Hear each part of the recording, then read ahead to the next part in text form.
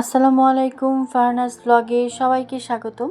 কাছে এবং দূরে, দেশে এবং দেশের বাইরে যে যেখান থেকে আমার ভিডিওটি দেখছেন, আশা করি সবাই ভালো আছেন। আমিও আলহামদুলিল্লাহ ভালো আছি। রেসিপি দেখেই বুঝতে পারতেছেন আজকে আমি কি শেয়ার করব। আজকে অসম্ভব মজার একটা রেসিপি আজকে শেয়ার করব, ইলিশ মাছের পানি খোলা। তো রমজান মাসে এমন একটা মজার রেসিপি হলে কিন্তু আর কিচ্ছু লাগে না।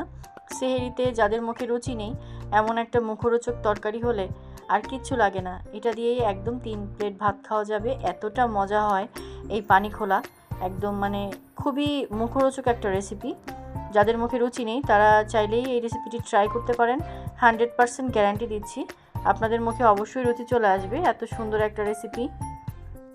এই রেসিপিটা এতটা মজা হয়, সবাই একবার হলেও এইভাবে ট্রাই করবেন। খুবই সুস্বাদু মুখরোচক একটা রেসিপি। তো এই যে মিডিয়াম সাইজের একটা পদ্মার ইলিশ নিয়ে নিলাম আমি। খুব সুন্দর মোটা সোটা একদম তাজা একটা ইলিশ দিয়ে রেসিপিটা করতে হবে, তাহলে এর স্বাদটা দ্বিগুণ হয়ে যায়। একটু ভালো মাছ হলে এর স্বাদটা খুব ভালো লাগে। এই জন্য আমি সুন্দর করে একটা মাছ নিয়ে নিলাম মিডিয়াম সাইজ।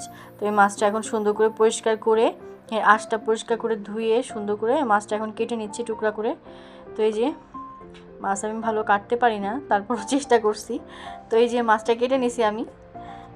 তো এই যে এখন সুন্দর করে ধুয়ে পানি ঝরায় রাখছি। ইলিশ মাছ খুব বেশি ধোয়ার দরকার হয় না, তারপর আমি সুন্দর করে ধুয়ে পানি ঝরায় রাখছি।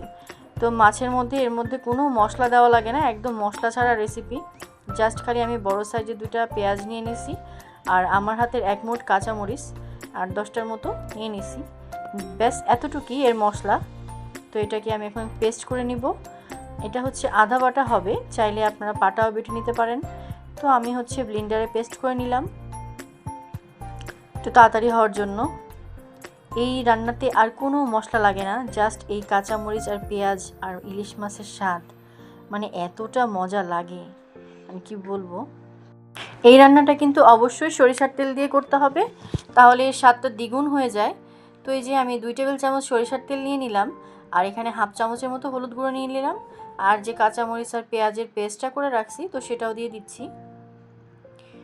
অনেকটা ঝোল হবে, এই ঝোলটাই কিন্তু এত মজা, মানে ঝোলটা দিয়েই ভাত খাওয়া যায় অনেক। তো এই ব্লেন্ডারটা আমি ধুয়ে পরে ঝোল দিয়ে দিব, রেখে দিলাম। তো সব মশলাগুলো দিয়ে দিলাম, পরিমাণ মতো লবণ, এখানে হাফ চামচ পরিমাণ লবণ আমি দিছি। তো দিয়ে এখন জাস্ট হলুদ, পেঁয়াজ আর মরিচ আর তেলের সঙ্গে সুন্দর করে মাখায় নিচ্ছি। মাখানোর সময় তো এত সুন্দর ঘ্রাণ বের হচ্ছিল, মানে কি বলবো, ঘ্রাণটা তো আসলে শেয়ার করা যাচ্ছে না। তো এই যে একে একে মাছগুলো আমি দিয়ে দিচ্ছি। মাছগুলো এখন সুন্দর করে মশলার সাথে মাখায় নিব। এই রেসিপিটা দেখার পরই আমি মনে মনে ডিসাইড করে ফেলছি যে আমি এটা অবশ্যই ট্রাই করব। আর যেহেতু ফার্স্ট টাইম ট্রাই করতেছি, আপনাদের সাথে তো অবশ্যই শেয়ার করতেই হবে, তো এই জন্য আমি শেয়ার করে নিলাম। এই যে এখন মশলা দিয়ে মাছটাকে খুব সুন্দর করে মেখে নিচ্ছি। আমি কিন্তু খাওয়ার পরেই রিভিউ দিচ্ছি, অসম্ভব মজা হয়েছিল কিন্তু রেসিপিটা। আপনার বাসায় একবার হলে এভাবে ট্রাই করবেন। একদম খাঁটি বাঙালি স্বাদ, ইলিশ মাছের যে স্বাদ সেটা পাওয়া যায় এই রেসিপিতে। তো যে ব্লেন্ডারের মধ্যে আমি মশলাটা পেস্ট করছিলাম সেটা ধুয়ে পানি দিয়ে দিলাম। হাতটা ধুয়ে আমি এখানে 3 কাপ পরিমাণ পানি দিয়ে দিলাম, একটু বেশি পরিমাণ। এটা এই ঝোলটাই মজা, এটা যেহেতু পানি খোলা তো অনেক ঝোল ঝোল হবে, একদম পাতলা ঝোল। তো এবার আমি বসায় দিব, সব কমপ্লিট। তো রেসিপিটি দেখতে দেখতে যারা এই পর্যায়ে এখনও একটা লাইক দিতে ভুলে গেছেন, অবশ্যই একটা লাইক দিয়ে আমার পাশে থাকবেন। আর যারা এখন আমার চ্যানেলটি সাবস্ক্রাইব করেননি, আমার রেসিপিটি যদি ভালো লাগে তো অবশ্যই আমার চ্যানেলটি সাবস্ক্রাইব করে সবাই পাশে থাকবেন।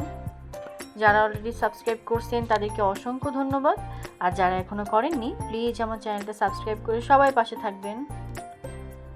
তো এই যে মাছটা কিন্তু অলরেডি বলক চলে আসছে, আর কালারটা দেখেই বোঝা যাচ্ছে কতটা সুন্দর হয়েছে।